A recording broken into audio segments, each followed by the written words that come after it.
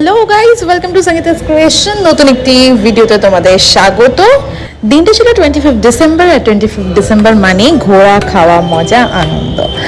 তো সেদিনই এরকম একটা দিনে বেরিয়ে পড়েছিলাম ব্যান্ডেলের দিকে। তো গেছিলাম, কিছু জায়গা ভিজিট করলাম, খুব সুন্দর একটা দিন কাটালাম। তারই কিছু ক্লিপিং তোমরা দেখতে পাচ্ছ, আশা করি ভালো লাগবে।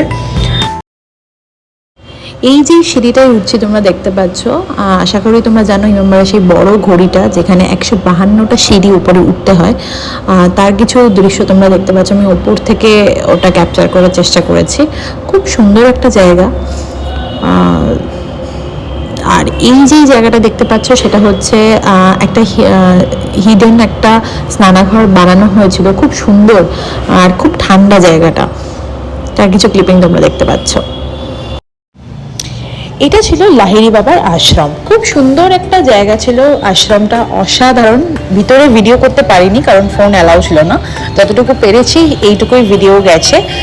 খুব সুন্দর ছিল, যারা গেছে হয়তো নিশ্চয়ই জানো।